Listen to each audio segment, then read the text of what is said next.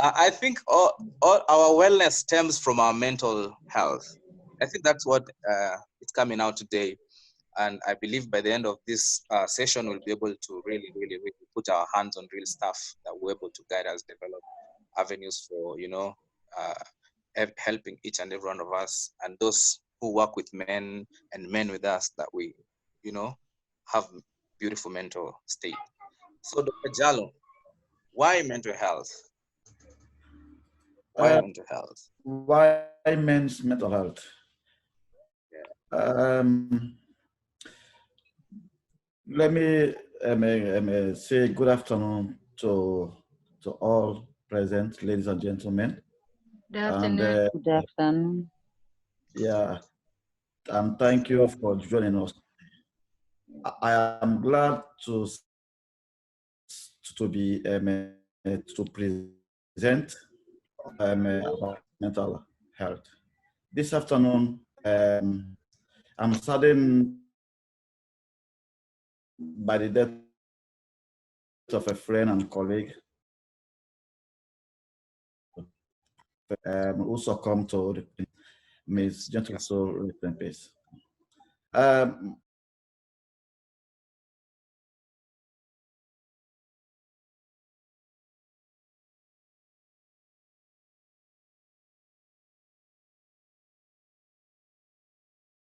And then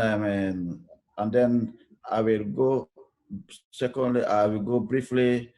What are the literatures say about men's mental health?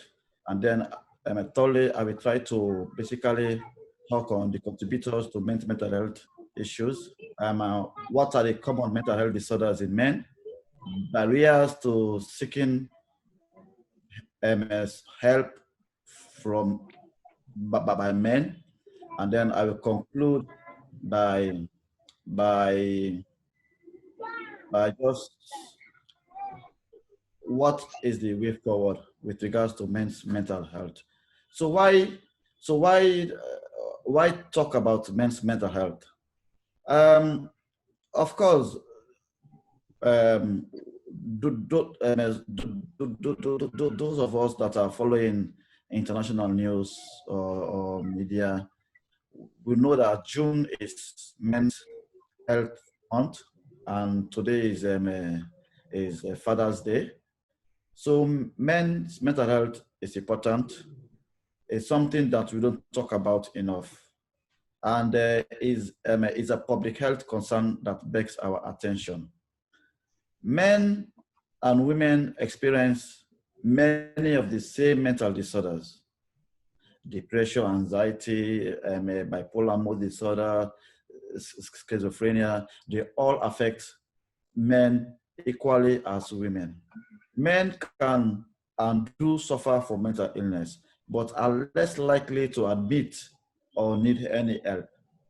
We are going to talk about men's mental health because we need to find ways and means how to prevent the worsening of underlying conditions. And then for men to speak up and fight stigma.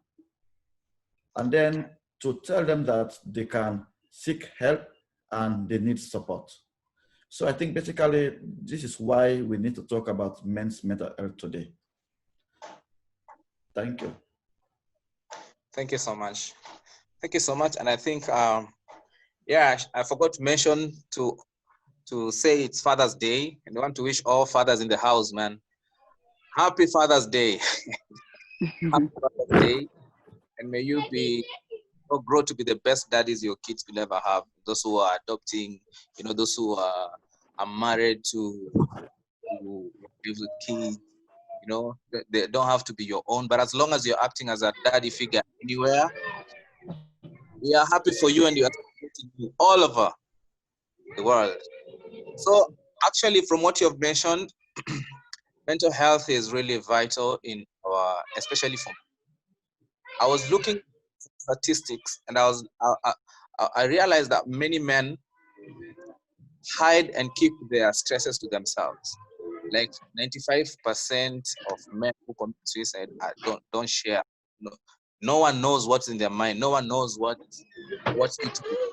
The chances of men going through a lot of stuff with many people not being aware is very high.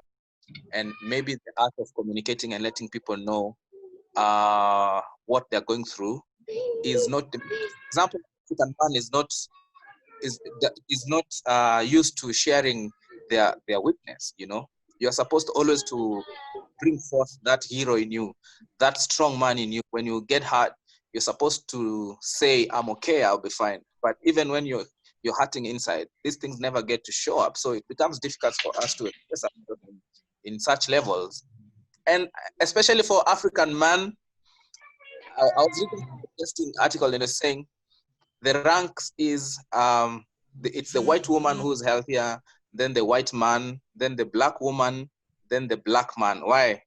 Because by the time you see a black man crying or outwardly expressing their grief, it is really heavy. But women, the reason why white women are first because they are women first, then where they come from, their regional countries have better health systems. Then the second is black man. Then the third one is the black woman in the black Africa, and then the black African man who is not likely to express themselves, who will call for help when he is not able to stand by himself again, and then the poor healthcare systems. So those are the things we need to look into as we are going to consider this topic. I don't know if our second guest is in. Yeah, she has arrived.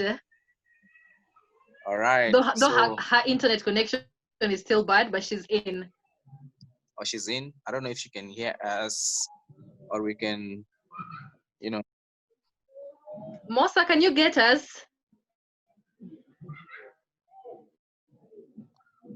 Mosa, looks like she's not getting us. I think the moment she's ready, she can lift her hand so that we can be able to bring her on board. Okay, great. Yeah. So, what kind of mental disorders that that we have? Thank you again, Mr. Moderator. Nearly 1 in 10 men have symptoms of anxiety and depression daily. 1 in 3 of these men took medication because of these symptoms, and 1 in 4 spoke to a mental health professional about it. About 31% of men reported feeling depressed at some time in their lives. Men are twice more likely to commit suicide than women because they are more likely to succeed.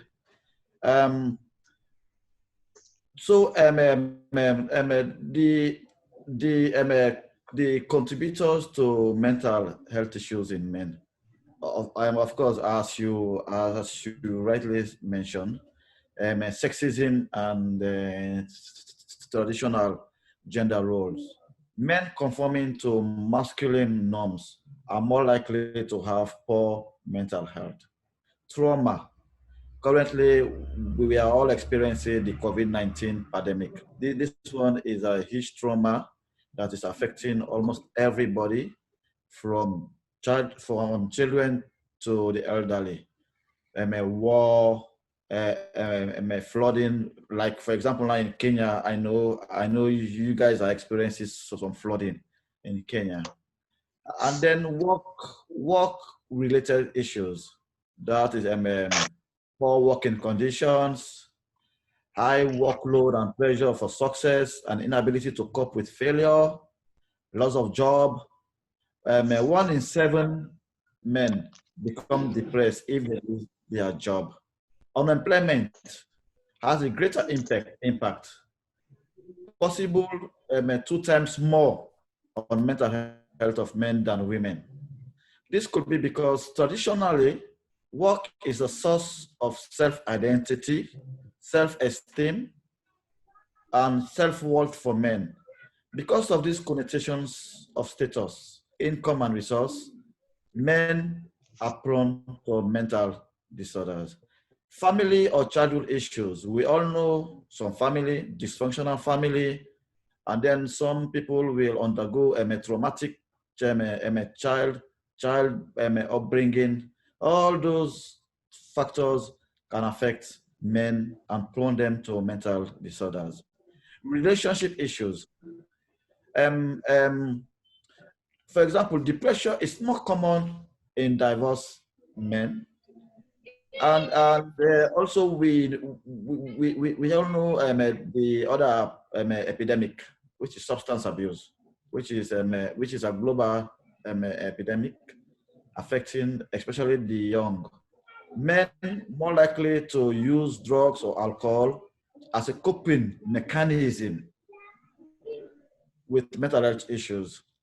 And then also men, they develop certain coping strategies just for them to mask the emotional or behavioral difficulties they are undergoing. So basically, those are the contributing factors that can prone men to mental disorders. The common mental health disorders found in men, before we used to say depression is more common in women than in men, because of so many reasons. But is this necessarily true? Because of the following reason, it's difficult for us to really get the prevalence of depression among men. The way depression manifests in men may be different to women. Men experiencing the depression may have more symptoms of anger, hostility, risk-taking behaviors, and escaping behavior and use of alcohol, which masks symptoms such as worry, sadness, crying, feeling of guilt, change in appetite, which are the diagnostic criteria for depression and commonly displayed by women. And because of this, we may not be truly capturing all male cases of depression in our research literature per se. Also, men tend to downplay symptoms of mood disorders for fear that this will threaten their masculinity. This may skew data on the prevalence of mood disorders in men, which relies on self-reported symptoms severity. Also, studies that consider less common presentations of depression, which may be seen by men, along with the traditional presentation, okay, of depression, find similar rates of depression in men and women. There is high rate of suicide in men, despite low rate of reported depression. This, of course, indicates a possible measure bias when it comes to reported prevalence of male depression. So we see it's logical. We have a lot of suicide in men, but the prevalence rate of depression in men is low because of the factors that are mentioned above. Suicide in men. Suicide is a silent epidemic. Okay, it has a low public health awareness and not much research or preventative measures as come up.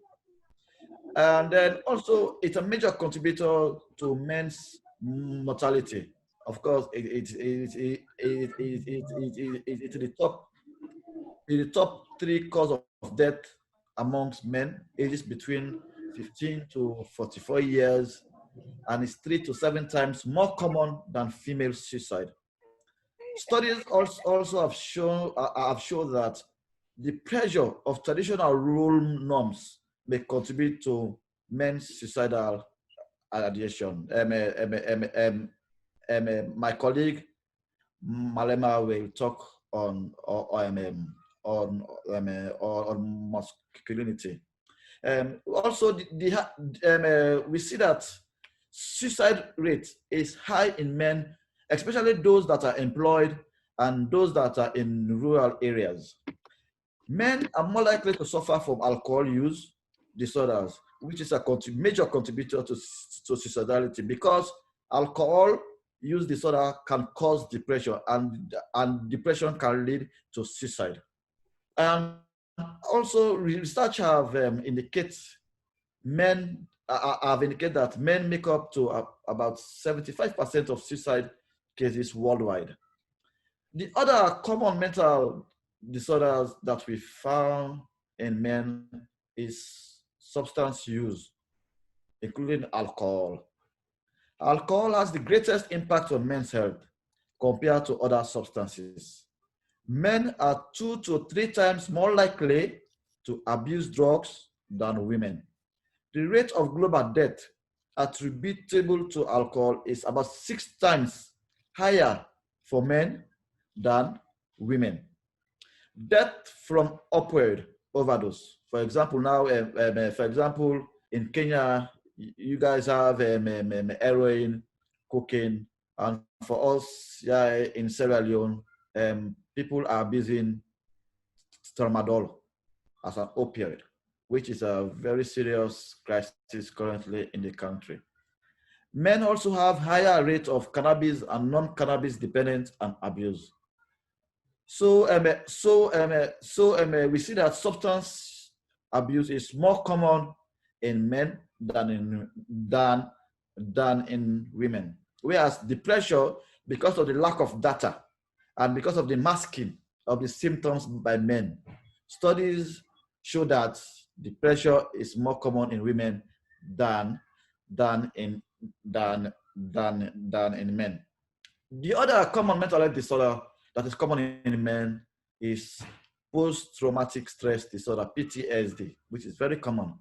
It's a form of anxiety disorder, and then it may be seen in men who have served in the army or undergone any other traumatic experience, as we are currently experiencing this COVID-19 pandemic. Men may have the following symptoms when they have post-traumatic stress disorders: nightmares, they feel distrustful or on guard, they have panic attacks, they get angry and always feel on the edge, unlike women who feel anxious or on the edge. Men get angry, women feel anxious. Men use drugs or alcohol to cope. There's also another disorder, body image or eating disorders. These disorders, they have been characterized by abnormal attitude towards food and weight. Men with an eating disorder may be obsessive about calories or working out. You see them going to the gym almost every day. So some men even take a gym as an hobby. They may become obsessed with their muscle, with their muscles, their skin, their ear, their genitals, and nose, which may not as commonly been seen in women. And also neurodevelopmental disorders. In different countries, men have been found to have 2 to 3 times higher rate of neurodevelopmental disorders than women. For example, ADHD, the attention deficit hyperactivity disorder, the autism spectrum disorder, which is estimated to be like 2 to 5 times more likely in men than in women. And the other mental illness that is commonly found in men is disruptive and impulsive control disorders. Men have higher rate of intermittent explosive disorder, and research has showed that the prevalence is about 9% in men as compared to women, which is about 6%. More men have oppositional defiant disorder than women. And research have also showed that about 60% men have this disorder than women. Men have higher rate of conduct disorder. Of course, conduct disorder is when you are below the age of 18, and above 18, you have you graduate to antisocial personality disorder. So for conduct disorder, it's the prevalence rate in men is about 8% as compared to women, which is about 7%. And so those are the common mental health disorders that are mostly common, that have high prevalence in men than in women. Okay, there are others that the prevalence rate is equal, like mood disorder, like schizophrenia.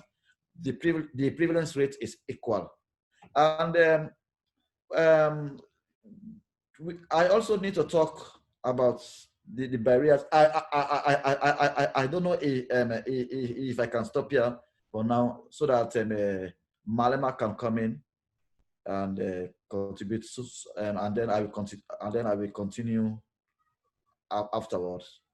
Yeah, let's invite Miss Malema. Mosi, can you hear me? No, yes, I can hear you. Welcome. Can you hear me? Oh, great. Yeah, we can hear you. We can hear you. All right. Thank you for having me. And sorry for the inconvenience. I've had some connectivity issues and I was running behind schedule with the time differences. Are you okay now? Yeah. Oh, nice. So we allow people to introduce themselves so that they can give themselves their best shot. Then after introduction, say something about men's mental health, then proceed from there. Okay, so as you have my name, I go by the name Musa actually. I know I've got two names there. So it's Musa Malema. I'm a clinical psychologist and I practice in South Africa. I'm also completing a PhD study on infertility and identity. So my study basically focuses on, socio-contextual factors, including gender, and how those shape, the lived experiences of an illness to a point where it can influence a person's identity. So, that's my research, those are my research interests. So currently, in terms of mental health, I'm working a lot with children and adolescents. And so the issues we're discussing right now about masculinity and mental health, those are issues that actually do not just come up in adulthood. You see that whatever is being internalized by boys and men about masculinity, the masculinity beliefs, they tend to influence, how they approach mental health support services, and they tend to influence their treatment-seeking behavior. So the point that I want to make is that, the beliefs as they are internalized from a younger age, they tend to have an influence from as young as they are. So I see this a lot with the adolescents that I work with. All right. So, thank you. All right, thanks. Is that it? You were saying something. Yeah, so what I was saying was that the masculinity beliefs, they go from what is meant to be healthy into what becomes toxic. So it becomes toxic to the men when it becomes more misogyny, more than just masculinity beliefs.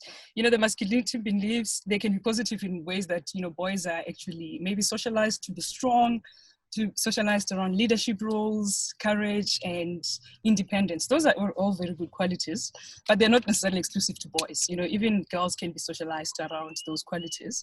So that's what you can say is the positive side of what you see of the masculinity beliefs, but then it becomes toxic when it becomes destructive to the men and society as well.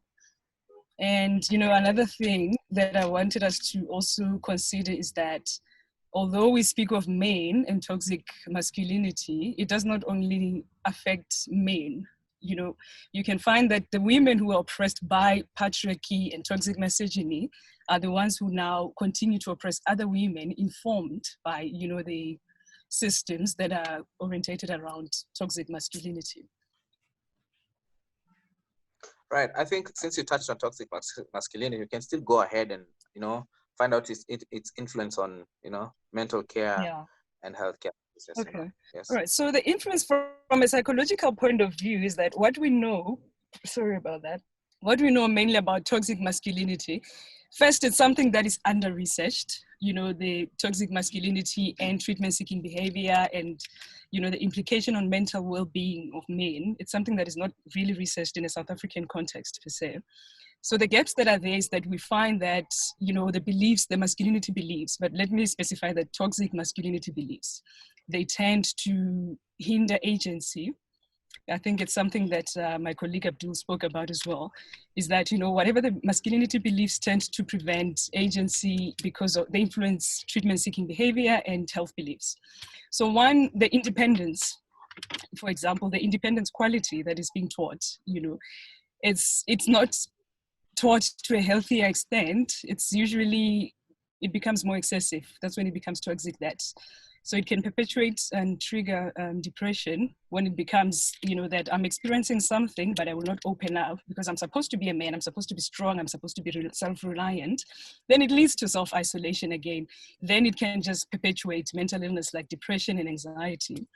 So these are things that are often overlooked, that when we teach and socialize boys to behave in a certain manner, we forget to know where we begin and where we end. And also that certain things are not necessarily, you know, gender specific, that the qualities I've mentioned, the masculinity beliefs, are things that can also be taught to girls. But because they are made to be gender specific, then they become quite limited. So they do affect, you know, treatment-seeking behavior in a way that when somebody goes through something, they don't believe in opening up. They do not approach mental health care services, support services, because one, that would mean that they believe they're being weak, you know, which is something that toxic masculinity would say, that men are not meant to be weak. So we've got a couple of sayings in South Africa in the native languages that basically loosely translated mean that a man doesn't cry or a man does not express any negative emotion. Even if he feels it, it must not come out. So we find that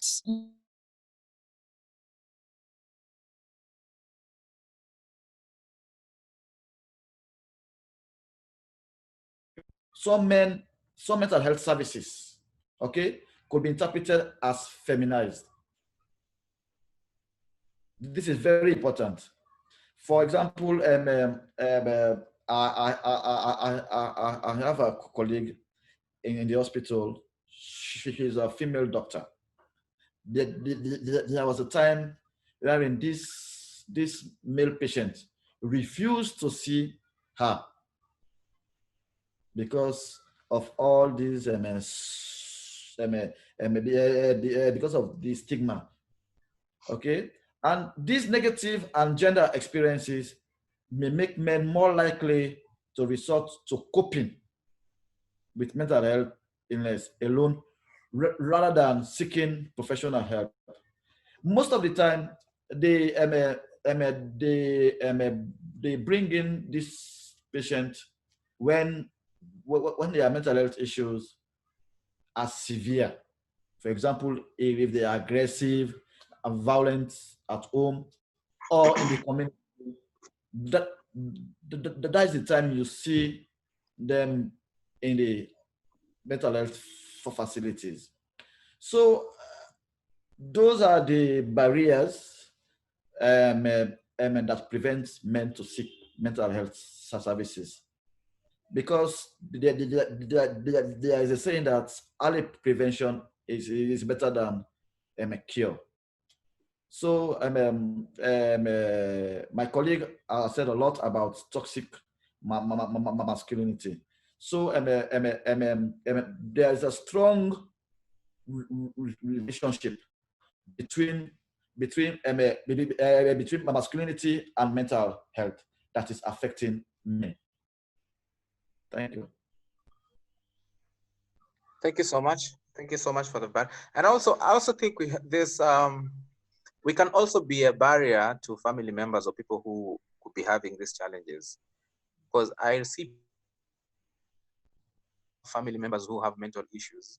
They can't even share when, if you ask how a member of their family is doing who is maybe going through this, they are not free to express. Yeah.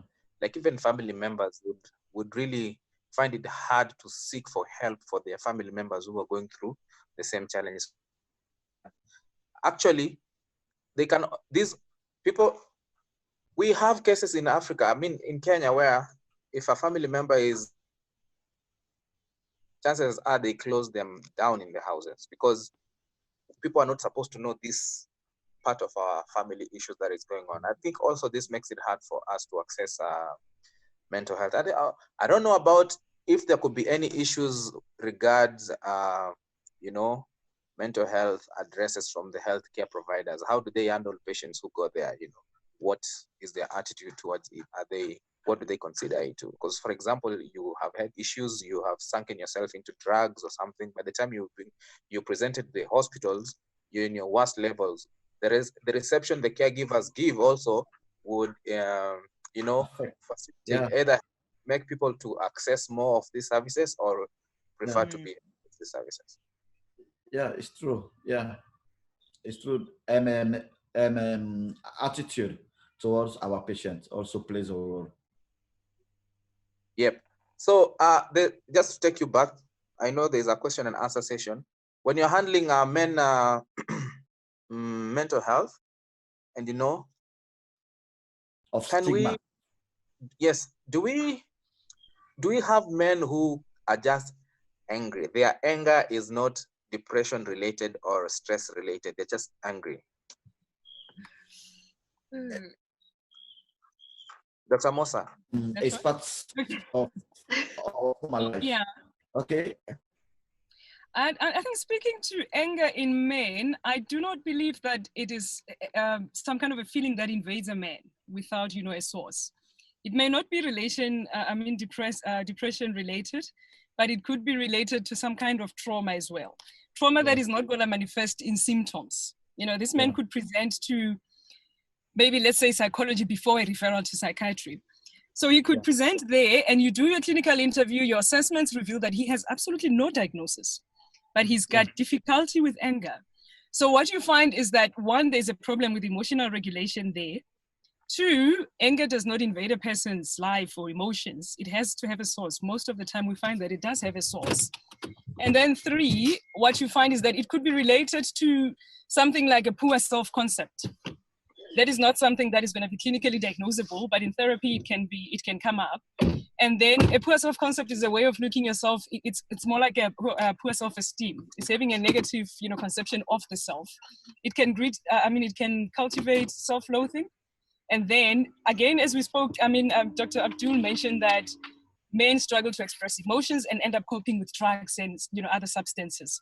So that difficulty to cope, which would mean that there's a difficulty to regulate emotion, poor emotional regulation, is going to lead to another way of coping, which could be anger. If I am self-loathing, that causes distress, that is traumatic.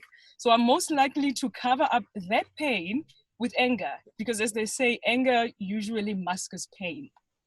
So where you find that there's pain, it is never just a random feeling that invades a person's feelings and they say, I don't know, I'm just angry. Chances are they do not have insight into what causes the anger. But anger is not just an invasion that just happens to a person. It could be past life traumas. Early life or childhood traumas. It could be abuse, it could be negative self-concepts. It could be many things that may not even be clinically diagnosable. But it doesn't mean that because we can't diagnose depression, we cannot diagnose some substance-related disorder. It doesn't mean that anger is not accounted for. So most of the time, it can actually even be a way of coping, because now anger is going to make you come up as more stronger. So this is now again adhering to toxic misogyny. So let's say that in a relationship, there's a man who is upset about something. Perhaps it makes him feel more insecure. And then instead of becoming vulnerable and opening up, the quickest way of coping with that might actually be to be angry. Instead of admitting to being sad and hurt and betrayed, they might just be angry, then it leads to violence and all of that. Then a person can just say, I had this overwhelming anger that I could not control. But the fact of the matter is the person felt betrayed, the person felt hurt, that they could not regulate. And then immediately it was covered up by anger. Yeah, sure. All right, thank you. Now, I think another contribution could be, how we are brought up as African men, how we are circumcised, the rituals we go through, and you're told, no, you're a man now. You're in control. You should not do A, B, C, D, E. This is not your line of operation. It makes it even hard for us to identify that we are going through something and also be conscious that we need help. I think many people who access mental health care services, even psychological counseling, are women. Actually, most men would go for counseling when there is a clinical diagnosis in their state, or maybe they're ready to go for marriage. Then now they can face, premarital counseling and all that. But for a man to say, "Man, I'm going through something and I need someone to talk to," it's hard. Because for me, for example, there's never time I had a sit up with my dad or someone who's senior than me to find out how I'm doing, what decisions I'm making. They can only feature when I have failed exam. And you see, as a man, I'm not supposed to fail. So they come to correct my tendency to fail. Like, I have done a mistake and they thought I knew better, which I don't know if they knew I knew or they told me to be aware of. You understand the expectation we have? The support would come when there's a tendency to go to the unexpected way, which actually we are not made aware of. So most of the time we may not be sure if we really need this help, but it comes so late when we have formed character, we have formed opinion, we have formed, views about life, and therefore we're hurting even women around us because of what we have been through. And I think it's a valid thing we need to look at how we do parenting and how we make people be aware that they need mental support. Absolutely. So, I should thank you. Sorry, do you want to carry on? No. Okay. So what I'm saying is that maybe just to say something. Okay. No, what I wanted to say is, what's the social value for a man? What does society value a man for? Also this contributes to how we are, other than yourself. Already, you can't even speak. So from that perspective, how are we supposed to consider ourselves? Because from the start, as a man, like Dr. Djalloh said from the beginning, when you lose a job, 1 out of 7 men get depression from losing jobs and all that. So if I am not a man that is defined by what I am able to amass, like what a material wealth that is linked to my name, how else?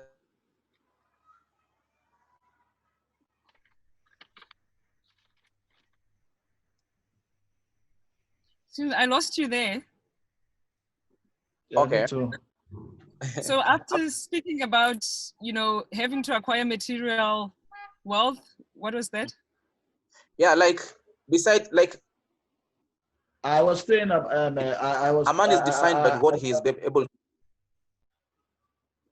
Go on. You're like, a man is defined by how much he's be able to amass or build, right? All right. And there is a way many people, when they lose their jobs or their sense of identity from what they used to do, they straight go to depression. So without all these things around ourselves, our jobs, our careers, as a family, like we draw our self-worth from what we are able to provide. My wife can be able to say, I'm responsible husband because I'm responsible husband because I love her and I'm there. Understand? So what else can define a man without all these things?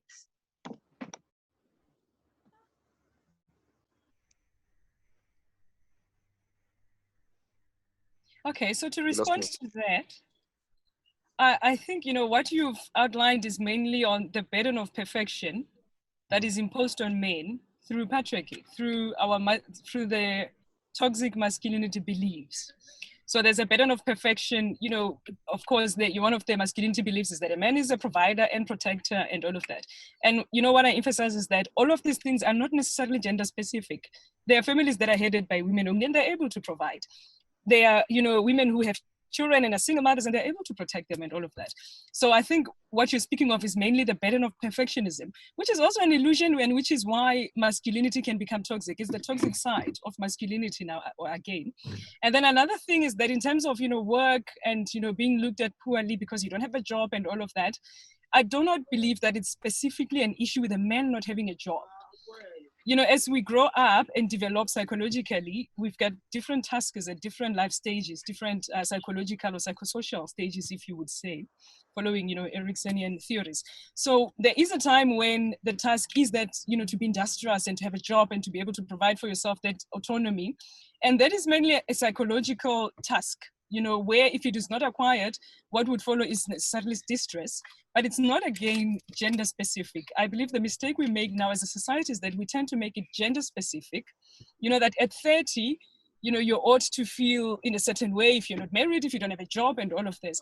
But the fact of the matter is, should someone present with distress related to not having a job or not being married at a certain age, it could mainly be a developmental crisis more than it is, a flaw, a gender flaw. It's not necessarily that something's wrong with you as a man.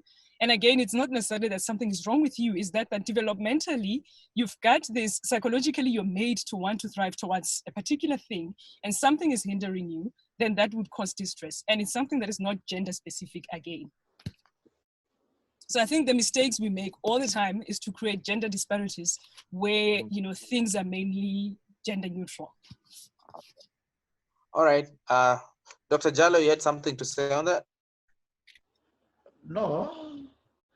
I just want Malema, if she can just comment on the types of masculinity, apart from toxic masculinity. Apart from toxic masculinity, the other types. Yeah. If you can just, yeah. Okay, so I believe that, when we encounter toxic masculinity, context is very, very important. There could be that in this instance, something is becoming toxic because in this context, it oppresses the self and it distracts the others as well. But not to say that there's something that we can think of in black and white to say, this is toxic masculinity, this is type 1, type 2, type whatever. Context specifies how far a person has gone into becoming destructive to self and to others, then it becomes toxic. And I think it's not something that we can just specify on a spectrum and say it begins here and ends here. Unless you mean maybe talking about the toxic masculinity traits per se, which would be violence, aggression, prejudice, sexism. Are those the ones perhaps you're asking about? This one's how do you this hegemony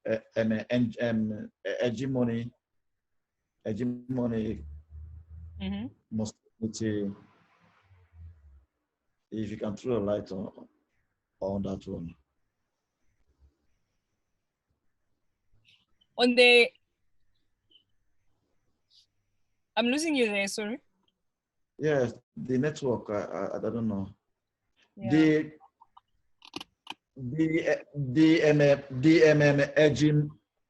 hegemonic type. Yeah. So do you want me to speak of those as just, what the literature says, or those as they relate to mental health? Yes, yes. As that relates to mental health? Yeah. If you can just explain what is exactly that type of masculinity. Okay, I think that is more about, the dominance, idealizing that men are meant to be more dominant, in different contexts or in most contexts. That, ideally a man is meant to be the overbearing, overpowering, over-domineering, in systems. I think that hegemonic masculinity speaks mainly to that. And I think, like I said, it speaks again to sexism and gender prejudices and all of that. Yeah. And it perpetuates, the toxicity of masculinity, whatever it is that's there. I think, that could as well be thought of maybe the beginning of the toxicity, where we have to say that, men are the most dominant, most powerful, and, as leaders. Yeah, absolutely. Yeah. Absolutely. To say that they're all the sane ones, I've read somewhere that back in the day before Christ walked the earth, there was a philosopher, Aristotle actually, who said that women are innately not quite sane. You know, it's as if women are meant to be, by nature, they're just impaired in a certain way. So I think that is the beginning where we say that men dominate, men are the ones who can be more sane, men are innately powerful and all of that. Yeah, it's true. Okay, thank you. Okay. Thank you so much. I think we have really covered enough ground. The next session will be a question and answer session, and I'm here to see any questions coming up. Meanwhile, the special feature, we're talking about muscle. So muscle, let me activate video so that you can see. So this is muscle. Muscle is an acronym for Men Unashamed of Scars and Called to Lead for Eternity. So this is an organization that seeks to, use men who've been there before to mentor men who are there today, like help men move from where they are to a better place. But majorly, we measure on men who have been through stuff, who have done mistakes, who have fallen in different many ways, and are now able to share their experiences. Our rationale is, if my father would sit me down and talk about the stupid things he did, the bad things he did, it will make more sense to correct me today from doing those things, other than telling me a lot of ideal stuff. Don't do this, don't do this, don't do that. If he tells me I did this when I was young, and this is how it costed me, and this is how I would want you not to do it, because this is how it will affect you, it will make more sense than just reading from books and all that. So we intend to, mold men to be more reliable, to grow from strength to strength, men who are reliable in this unreliable world. What do you think of, like, we're fighting toxic masculinity, and we also having women who are getting more empowered in the world today than men, but still these women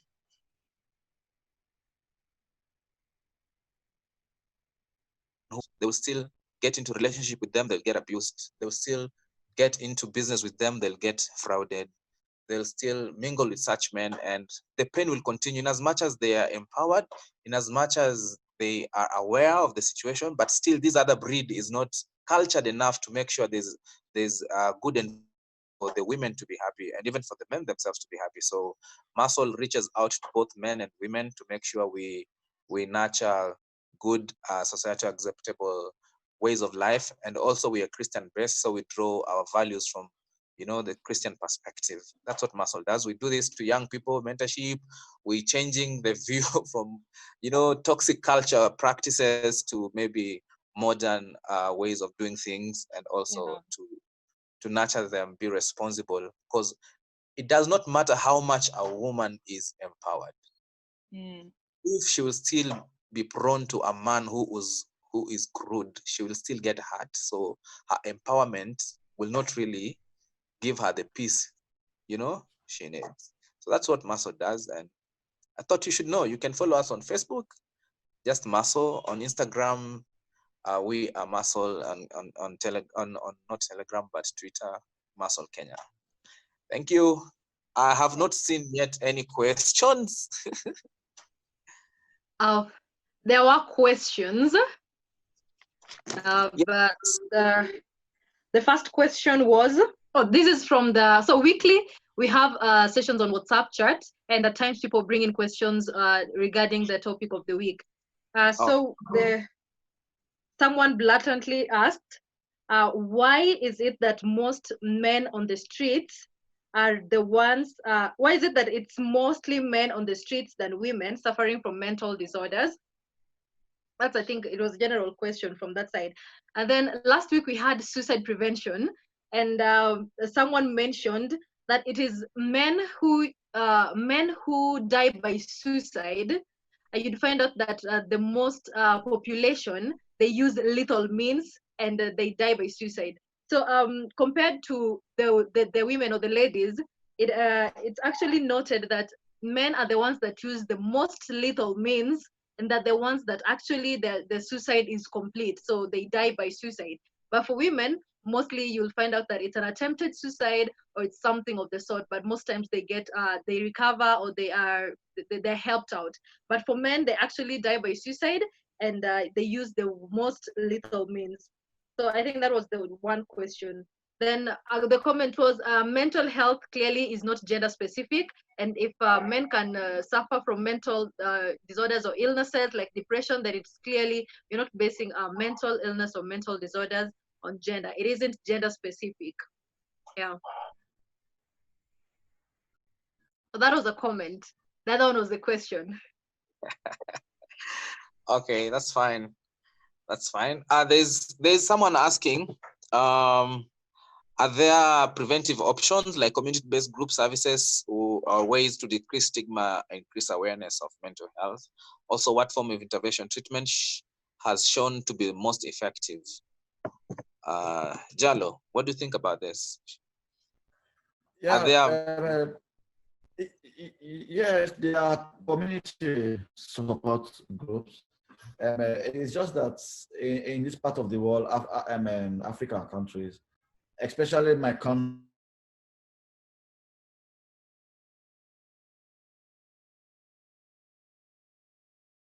organizations offering assistance to men with mental health. I don't know if you have such organizations in Kenya or South Africa. They're coming up. Okay, for us here, it's hard to come by. It's difficult. Yeah. Yeah.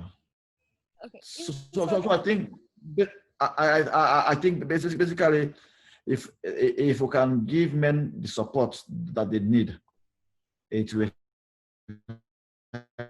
help greatly in preventing mental illnesses in men.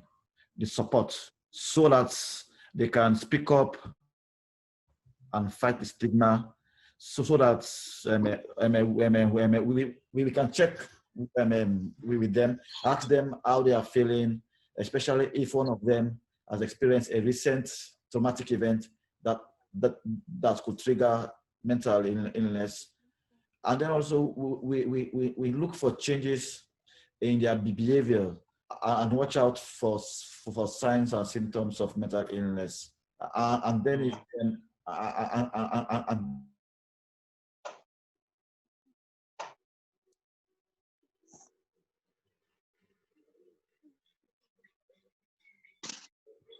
Hello? We can get you. Yes, my network. Sorry. Hello?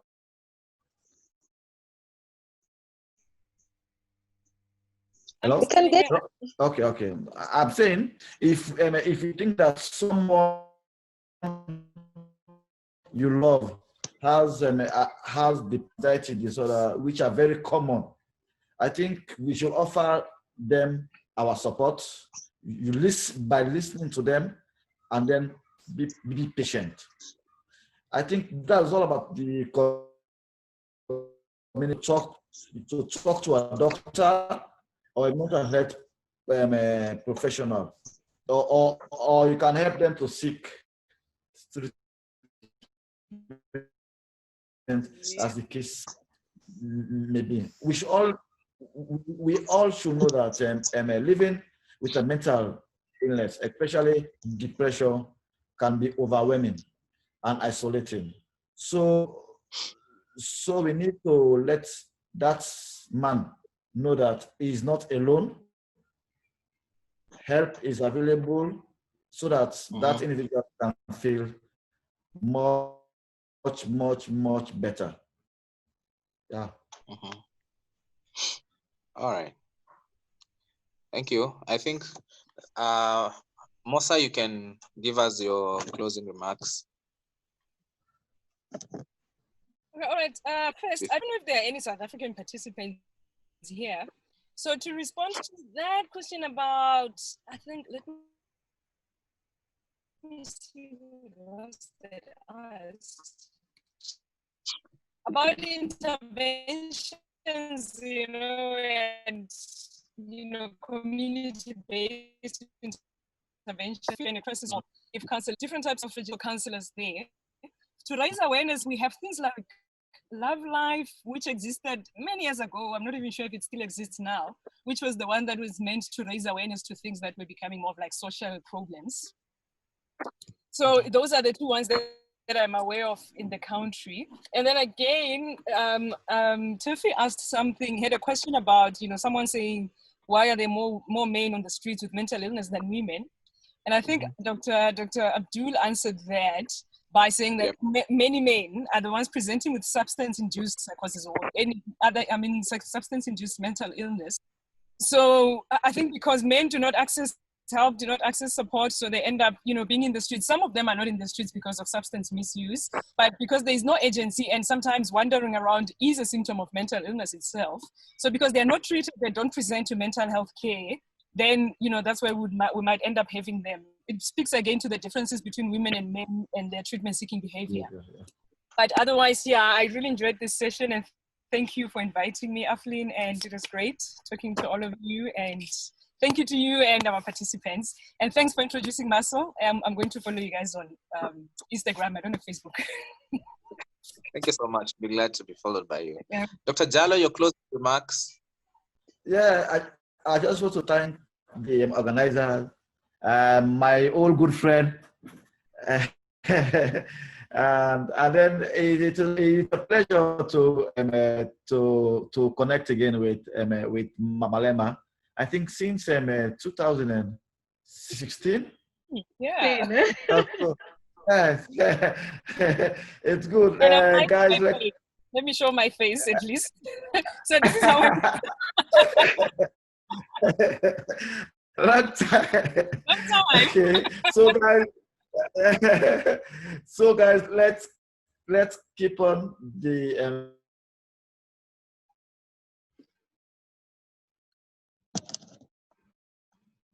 network is gone.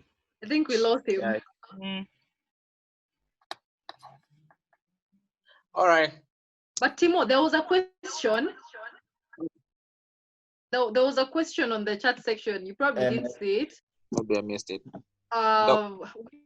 Women empowerment has created an imbalance in the scales, but the expectation of the men has remained the same. How do we resolve this pressure on men?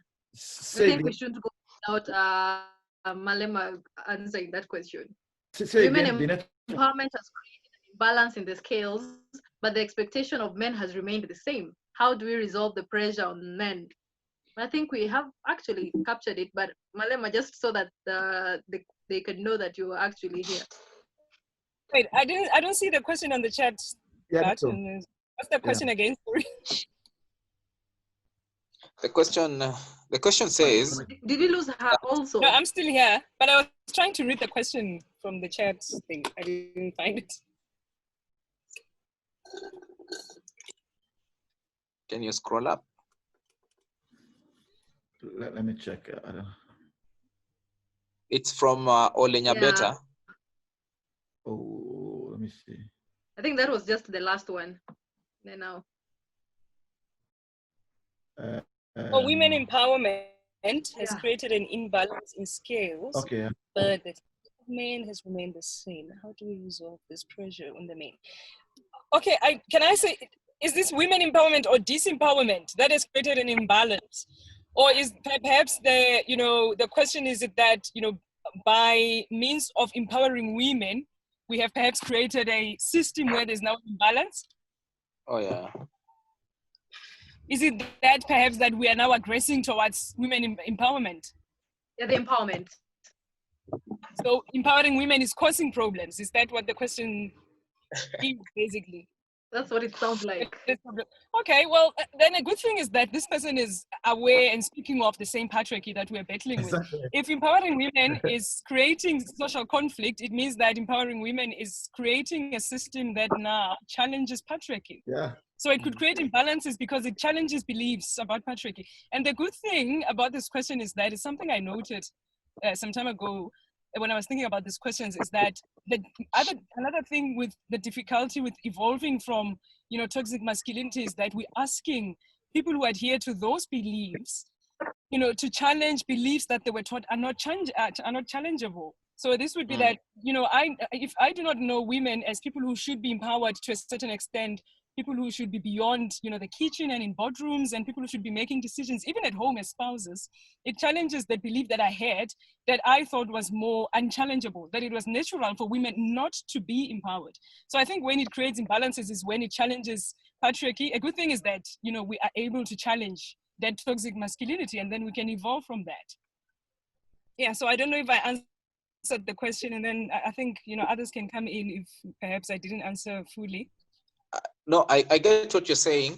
Actually, your perspective is right, but I think the approach that been taken is like, if it was the situation was patriarchal, while empowering women out of patriarchal setup, men should have also been made aware that it is okay. Yeah. It is okay for them to shine in new areas that were presumably considered to be men's industry, and therefore, when you see this women shining in this area, you don't necessarily need to feel inferior, because now we are the same. Yeah, we're not emasculating men by empowering women. Yeah. It's not that we undermine men, by empowering women.